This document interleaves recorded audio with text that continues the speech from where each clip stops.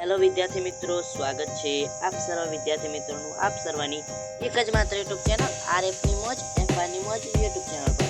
મિત્રો ચેનલ પર પહેલા પર થયા હોય તો એક વિનંતી છે, ચેનલને સબસ્ક્રાઇબ કરી દેજો. તમારી મરજી, અને નહીં કરો તો પણ ચાલશે, પરંતુ મિત્રો વિડીયો પૂરેપૂરો જોજો, કારણ કે તમારા કામનો વિડીયો છે ને બહુ જ મહેનત લાગે છે આવા વિડીયો બનાવવામાં, કારણ કે ટાઈપિંગ કરવામાં ખાસી વાર લાગે છે. ઓકે, તો આજે આપણે ધોરણ 6 સામાજિક વિજ્ઞાન પાઠ નંબર 7 ગુપ્ત યુગ અને અન્ય શાસકો સંપૂર્ણ સ્વાધ્યાયનું સોલ્યુશન જોઈશું.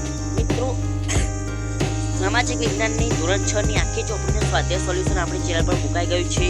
ધોરણ 9, 8, 7 અને 6 આ ચારેય ધોરણોની સામાજિક વિજ્ઞાનની ચોપડીનું આખું સોલ્યુશન આપણી ચેનલ પર તમને મળી રહેશે. દરેક ધોરણની પીડીએફ બનાવેલી છે, જ્યાંથી તમે દરેક ધોરણની આખી પ્લેલિસ્ટ બનાવેલી છે, જ્યાંથી તમે મેળવી શકો છો. ઓકે, પીડીએફ બોલાઈ ગયો અને મેં તો પીડીએફ પણ મેળવી શકો છો આપણી વેબસાઇટ પરથી, જેની લિંક નીચે ડિસ્ક્રિપ્શનના અંદર આપેલી છે. અને વોટ્સઅપ ગ્રુપ અને ટેલિગ્રામ ગ્રુપના અંદર જોડાવાનું ભૂલતા નહીં, કારણ કે ત્યાં બધી જ ઇમ્પોર્ટન્ટ જાણકારી હું તમને આપતો રહું છું. ઓકે, લેટ્સ સ્ટાર્ટ, વિડીયો શરૂ કરીએ. ઓકે, તો મિત્રો પહેલા વિકલ્પો છે, એના અંદર નીચે આપેલ પ્રશ્નોના વિકલ્પોમાંથી યોગ્ય વિકલ્પ પસંદ કરી ઉત્તર લખો. પહેલો, ગુપ્ત વંશનો સ્થાપક કોણ હતું? તો શ્રી ગુપ્ત એ ગુપ્ત વંશના સ્થાપક હતા. શ્રી ગુપ્ત.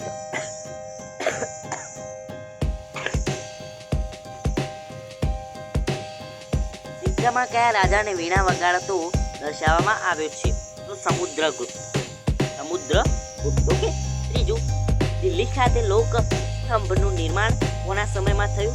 ચંદ્રગુપ્ત બીજાના સમયના. ઓકે, એ જવાબ આવશે. ચોથું, કુમારગુપ્તના સમયમાં કઈ વિદ્યાપીઠની સ્થાપના થઈ? કુમારગુપ્તના સમયની અંદર નાલંદા વિદ્યાપીઠની સ્થાપના થઈ હતી. ઓકે, આગળ જોઈ લઈએ. આગળ આપણો પ્રશ્ન છે એ પ્રશ્ન નંબર 2 ટૂંકમાં ઉત્તર લખો. એના અંદર પહેલો પ્રશ્ન છે, કયા સમ્રાટના સમયમાં ગુપ્ત યુગ સ્વર્ણ યુગ તરીકે ઓળખાયો?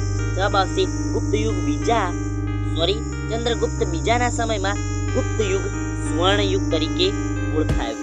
પ્રશ્ન નંબર 2 છે, હર્ષચરિત્રમ ના લેખક કોણ હતા? તો હર્ષચરિત્રમ ના લેખક હર્ષવર્ધન મહાન કવિ બાણભટ્ટ હતા. ઓકે, આગળ જોઈએ. આગળ આપણો પ્રશ્ન છે અને છેલ્લો પ્રશ્ન છે મિત્રો આ પ્રશ્ન નંબર 3 વિભાગની વિગતો સાથે યોગ્ય રીતે જોડી ઉત્તર આપો.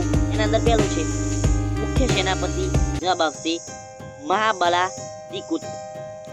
પહેલો મુખ્ય સેનાપતિ તો મહાબલાધિકૃત. બીજું જિલ્લા, તો જવાબ આવશે વિષય. આગળ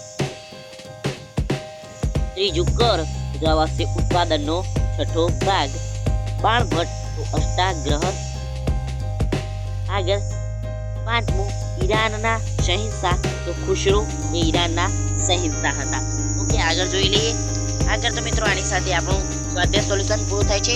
આશા કરું છું કે તમને વિડીયો ગમતા હશે. ઓકે, અને મિત્રો આખી પ્લેલિસ્ટ બનાવેલી છે ધોરણ 6, 7 અને 8ની તમામ ધોરણની. ઓકે, તો આની સાથે વિડીયોનો અંત કરીશું.